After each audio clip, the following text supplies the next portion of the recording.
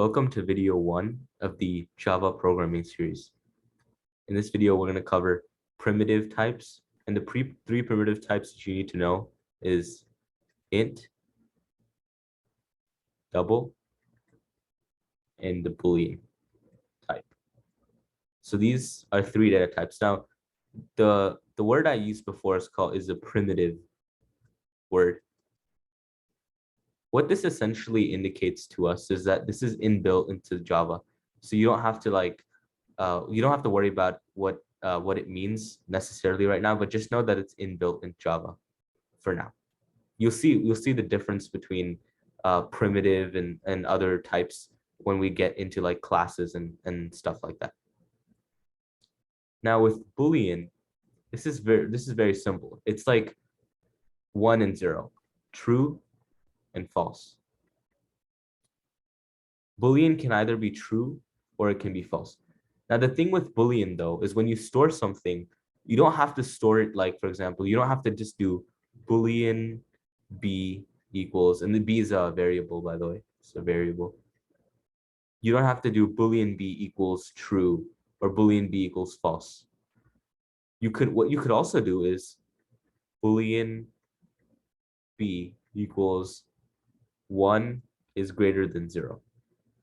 What this is going to do, and you don't need these things, parentheses, it's optional, but I just like to add it for just to make sure it's not messy. But what this does is essentially, this is a true statement, and so it stores true into the Boolean. And when we switch over to our IDE, which is integrated development environment, we're going to show this in action.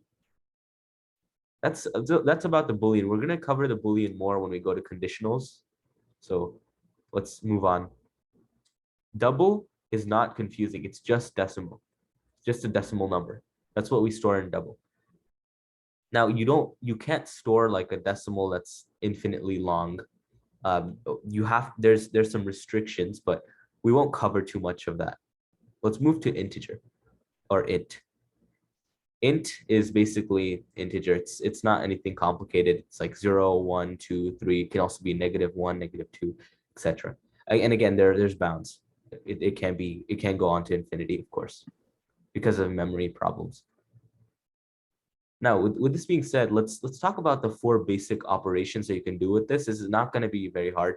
It's just the 4 operations: plus, minus, multiplication. Now, multiplication, we use an X or a dot, but how it is in programming is you use the asterisk. And then for division, you just do the /, not the backslash. The backslash is an escape character, that's different, but the / is for division. And one thing that you also need to know about these operations is that when you have an integer and another integer, they're going to produce an integer. When you have a double and a double, it's going to produce a double. But when you have an integer and a double, what happens is the integer is converted to a double for that certain operation. And so in that case, we would have essentially a double and like a double, and you would get a double. But it kind of gets complicated, but we'll cover it in the examples. And so hopefully you can get a little bit of an insight on what I mean by all of what I just said. So that's just the basic introduction. Let's switch over to our IDE VS Code to cover more.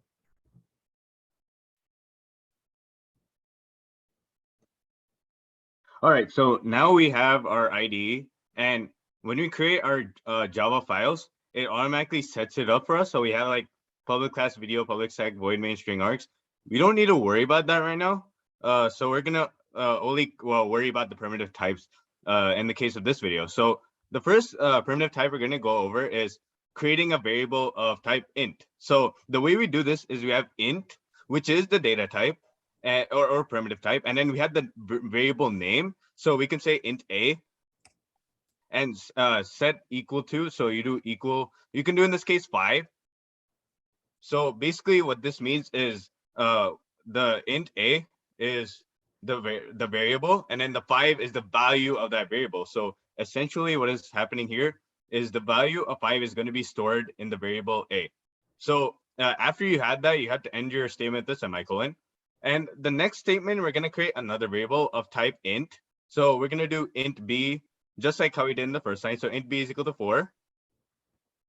And now we're gonna basically print out the sum of those two numbers. So what we do here is system.out.println, and we covered the 4 operators. So in this case, if we find the sum, we're gonna do a plus b, and then we have to end it with a semicolon. So now if we run it, then it's gonna print out the sum of those two numbers.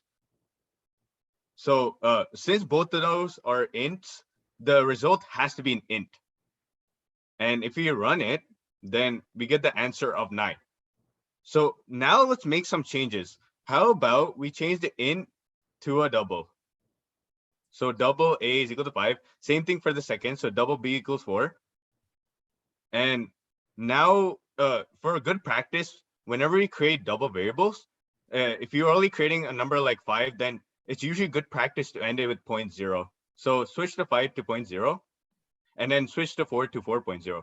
And now if we run it through our VS Code, now it's going to print out 9.0. So the result here is a double.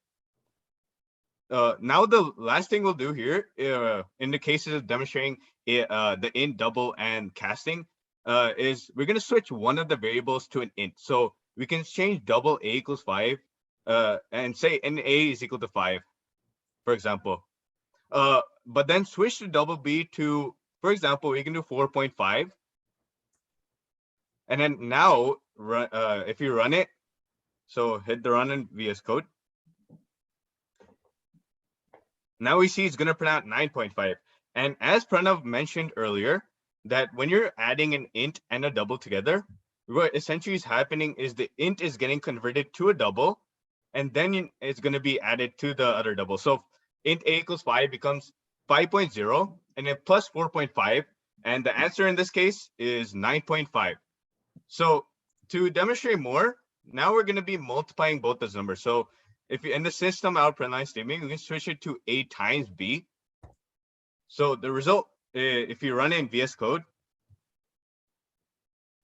we see the result is going to be 22.5. And that's basically how if you do any operation that involves an int and a double, then the int is always going to be converted to a double, and then it's going to perform the operation with the other variable. All right, so now we covered int and double. Now the next and last thing we're going to do is for Boolean variables. So if you get rid of all those lines, and recall that in order to initialize your variables, we first have to specify the primitive type. So we type Boolean and the variable name b, and recall that Boolean only has 2 possible values, true and false. So if you say true, and that's basically how you're basically creating your own Booleans. So now Boolean variable. So now if we say Boolean a, and say, for example, one in parentheses, 1 is greater than 0, and end that with the semicolon. Now what this basically is since 1 is greater than 0, that is true. So the value of true is going to be stored in the Boolean variable a. And now if you print out a and run it out, so print out a and b, we see it's going to print out true for both of them within the terminal you see here. So that's basically how you can create your Boolean variables. Now for Boolean b equals true, we already see that's true. But for Boolean a equals 1 is greater than 0, that evaluates to true, since 1 is greater than 0 is a true statement, and therefore it's going to run true. But if you switch to 0 is greater than 0, that is not a true statement. Now if we run it in VS Code, we see here that a is false, because 0 is not greater than 0, so that's a false statement, and therefore the value of false is going to be stored in the Boolean variable a. So that's essentially what we needed to cover in this video.